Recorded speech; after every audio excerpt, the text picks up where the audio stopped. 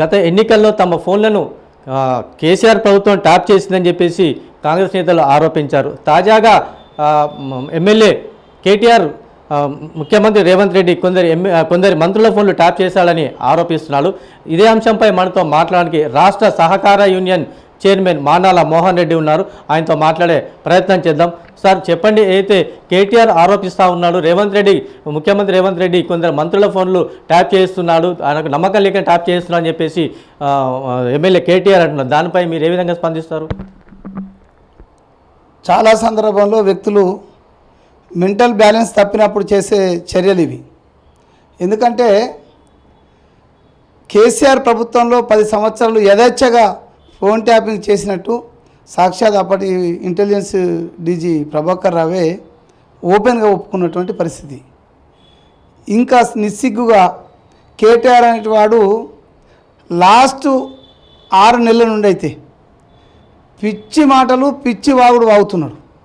అంటే నేను ఎందుకు చెప్తున్నంటే, ఓ 10 సంవత్సరాలు మంత్రిగా పనిచేసినటువంటి వ్యక్తి, సుమారు 15 సంవత్సరాలుగా రాజకీయాలు ఉన్నటువంటి వ్యక్తి కొన్ని మాటలు మాట్లాడేటప్పుడు నోరు అదుపులో పెట్టుకొని మాట్లాడుతుంటే చాలా బాగుంటుంది. ఎందుకంటే రాజకీయ నాయకుడికి నోరు అదుపులో పెట్టుకోవడం అనేది కంపల్సరీ అవసరం. కానీ ఆయన బలహీనత ఏంటంటే, బహుశా ఆయన, ఎందుకంటే ఈ రాష్ట్రంలో ఉన్నటువంటి టాక్ అది, నేను చెప్తున్నది కాదు, గంజాయికి డ్రగ్స్కి అలవాటువంటి వ్యక్తి కాబట్టి డ్రగ్స్కి అలవాటు పడ్డ వాళ్ళ పరిస్థితులు మనం చూస్తుంటాం.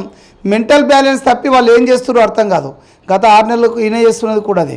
నేను ఎందుకు ఈ విషయంపై మాట్లాడుతున్నంటే, రాష్ట్ర ప్రభుత్వంలో ఈ రాష్ట్ర ముఖ్యమంత్రి రేవంత్ రెడ్డి గారు నాయకత్వం చాలే అయిన తర్వాత ఒక్కొక్కటి కార్యక్రమాలు చేసుకుంటూ పోతే టీఆర్ఎస్ యొక్క పునాదులకు అంటే పెగిలిపోతున్నాయని ఒక ప్రాబ్లం తోటి కేటీఆర్ ఎవ్రీడే ఏదో ఒక తప్పుడు మాటలు మాట్లాడే ప్రయత్నం చేస్తున్నాడు.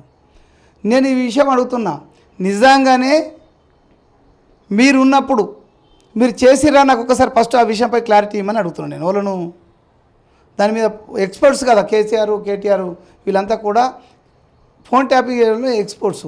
మరి మీకు దగ్గర ఎక్విప్మెంట్స్ కూడా ఉండొచ్చు. ఏది గతంలో మీరు చేసినటువంటి ఇంకేమన్నా దాచిపెట్టుకున్నాయి, పక్కకు పెట్టుకున్నాయి దిగిపోయే ముందట, వాటి ద్వారా నువ్వు ఎంక్వైరీ చేసి చూపియు.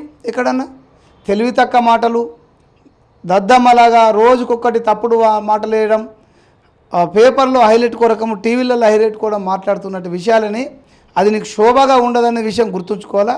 కేటీఆర్ రేవంత్ రెడ్డి గారు మీలాగా మంత్రుల్ని అదుపులో పెట్టుకున్నటువంటి వ్యక్తి కాదు. ఈరోజు ఉన్నటువంటి మంత్రివర్గంలో ప్రతి ఒక్కరికి స్వేచ్ఛ ఇచ్చి వారి శాఖల్లో మీరు దాన్ని ఆ శాఖను ఉన్నతమైన స్థానంలో నిలిపించాలని ఒక ఆలోచనతో వాళ్ళకు స్వేచ్ఛనిచ్చినటువంటి వ్యక్తి.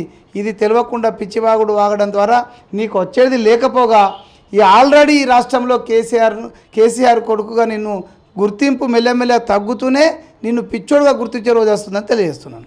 అయితే ప్రస్తుతం అయితే 18 నెలల కాలంలోనే కాంగ్రెస్ ప్రభుత్వంపై ప్రజల్లో వ్యతిరేకత వచ్చిందని కూడా బీఆర్ఎస్ పార్టీ నేతలు ఆరోపిస్తున్నారు. దాన్ని మీరు ఏమి కోణంలో ఆలోచిస్తారు?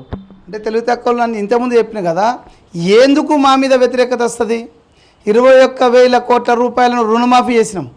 ఈరోజు ఈ దేశంలో లేని విధంగా ఇక్కడ మహిళలందరికీ ఉచితంగా ఫ్రీ బస్ సౌకర్యం కల్పిస్తున్నాం. అదేవిధంగా 500 రూపాయలకు సిలిండర్ ఇస్తున్నాం. నీ హాయంలో రోజుకు నెలకొక్కసారి పెంచినటువంటి కరెంటు బిల్లులను ఈరోజు 200 యూనిట్ల కరెంటు ఉచితంగా ఇస్తున్నాం.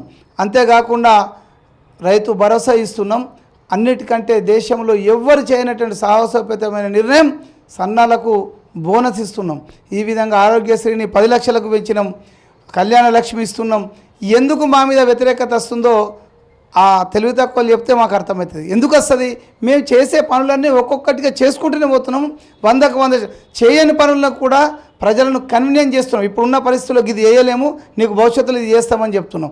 ఇది తెలకుండా ఎక్కడైతే మొన్న 9 రోజులలో 9,000 కోట్ల రూపాయలు రైతులకు వేసిండ్రు, ఆ రోజు నుంచి వాళ్ళకు భయాలు పుట్టుకున్నాయి. రేపు రాబోయే స్థానిక సంస్థలలో నష్టపోతామనే భయంతోనే కేటీఆర్ పిచ్చివాగుడు అవుతుండని నేను చెప్తున్నాను. కేటీఆర్ కావాలనే దురుద్దేశపూర్వకంగానే కాంగ్రెస్ నేతలపై, తమ మంత్రులపై బురద దల్లుతున్నాడని, తమ అభివృద్ధి ఓర్వలేకనే ఇలాంటి నిందలు వేస్తున్నాడని మానాల మోహన్ రెడ్డి అంటున్నారు. కెమెరామెన్ రవీందర్తో ఆనంద్ పాల్, మెగా 9, నిజామాబాద్.